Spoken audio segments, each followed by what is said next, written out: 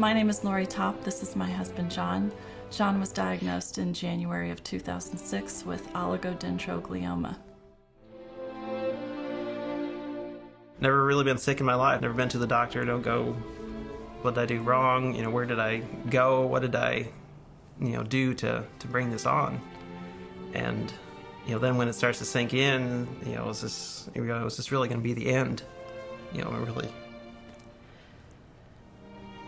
Just got a few days, months, weeks, whatever, and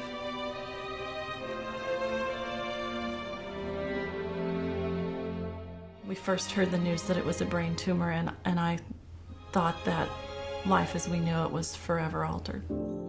I still got to be a dad. I still got to be a husband. I still want to be a dad. I still want to be a husband.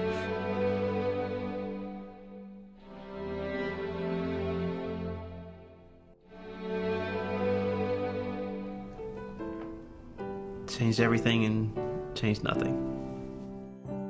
Nothing from December 30th forward has ever been the same as it was before. Every morning I say a prayer and thanking God for being alive. So, didn't do that before. Something guided me to Swedish and guided our family to Dr. Foltz, and I really feel that's one of the reasons that John is sitting here with us today.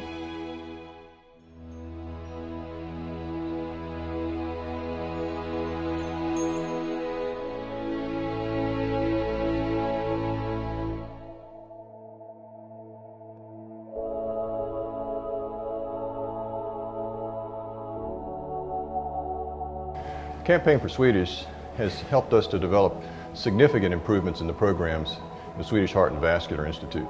Things such as the Advanced Heart Failure Program, the Diagnostic Center, and 3D ultrasound, which helps us to three-dimensionally reconstruct the heart. These programs have allowed us to help patients and better serve our community in ways that we've never been able to do before, and we are very appreciative of that. One of the things that the Campaign for Swedish has allowed us to do is pilot a program called TAVR. This is a procedure which in the past had to be done with open heart surgery, but currently now is being done with minimally invasive techniques in patients who were not candidate for open heart surgery. We're now able to save their lives.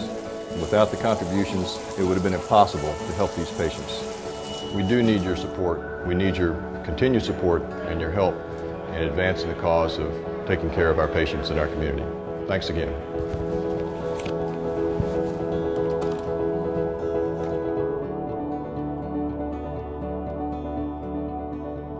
I'm not a person who's afraid of new things. If something's wrong with me, I want it fixed. I had a heart murmur, and I got weaker and weaker and just was feeling terrible. The really good news for people who cannot survive open heart surgery is that this gives them a tremendous opportunity or alternative to go forward and have their valve repaired. We're talking about inoperable patients who otherwise would not have a choice of life. Very happy to find out that they could do it, in fact. Before, I couldn't hardly walk. I mean, I was down most of the time. And now I feel great. I'll take whatever time I can get, to be with my family and watch my great-grandchildren grow up. Well, there are times that I forget that I'm 88. I really do.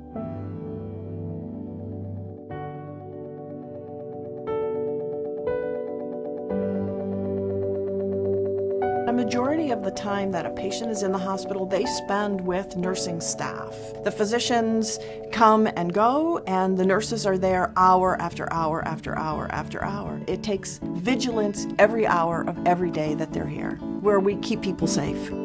Physicians traditionally graduate from medical school, get a license as a physician, and then go through a residency program. Nursing has not had anything that is formalized or standardized across the country the same way that medicine has.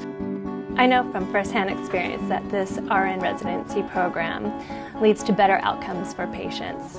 When I first graduated from nursing school, I had heard that Swedish had a new RN residency program. I was hired with 40 other new nurses of all ages, and we were part of this cohort where we learned from our mentors. Our goal is to bring these novice nurses in and to have them work in place with our senior staff so that the wisdom of our senior staff can be shared with these novice nurses. I was able to pick up what they were doing, and I was able to see firsthand what quality care looks like. We really need the support of our donor community to help us move forward to provide the high-level quality nurses that our organization and this community needs. Gifts from the community will allow this program to expand to all campuses of Swedish, and it will allow every new RN that's coming on board to get the same training that I received.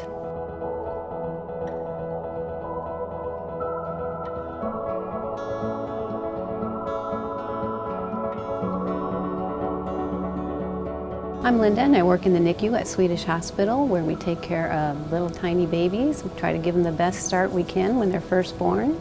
We have doctors and nurse practitioners 24 hours a day. So when babies are born early at, say, 24 weeks and up, there's somebody here, a team of people that can take care of them right from the very beginning. Well, Grace here was born at 26 weeks, and she's doing quite well. She's 42 days old now. When she came in here, it's like a miracle happened because she was very, very small. She was 1.38 pounds. And then they brought her up here, and then I remember how everybody just swooped over, took charge, and just did everything they could. And they truly worked together as a team. Everybody had a role, everybody knew what they were doing, and everybody had the same interest in mind, which was the patient. Parents feel good when they have their babies here. I have them tell me a lot of times, I'm so glad my baby's here. I feel really comfortable. I'm confident in the care they're giving. And this then allows them to go home because they can't spend 24 hours a day here. And if they can go home feeling comfortable and feeling like their baby is in good hands, then I think we're doing a good job. It made me feel very confident, very right about my decision to be at Swedish. Because I could have gone anywhere else, and you know, it was just like, thank God I was at Swedish. There was no doubt in my mind.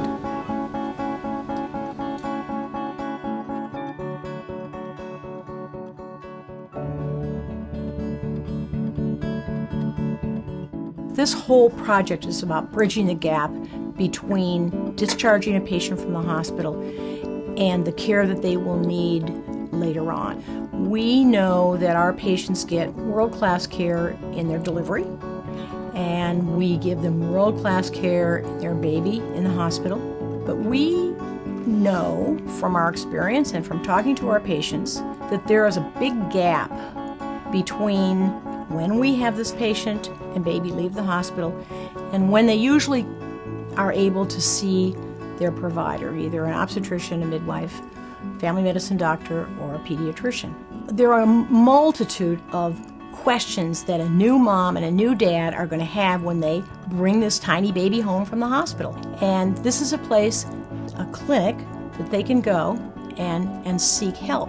We will have someone be able to help them find a pediatrician for them or a family medicine doctor who takes care of children for them. The other part of this clinic is going to be an oasis for these people to come back to. We are going to have a multitude of classes offered, from how to feed your baby, how to do baby yoga. Moms can have exercise classes there, parenting classes, grandparenting classes. This program will also be that link between the hospital and outside to help our pediatric population be able to find the care that they need. And I think that this is going to be a tremendous service to our patients to be able to not only get them into our system, but to get them around the system to find all the great care that we have.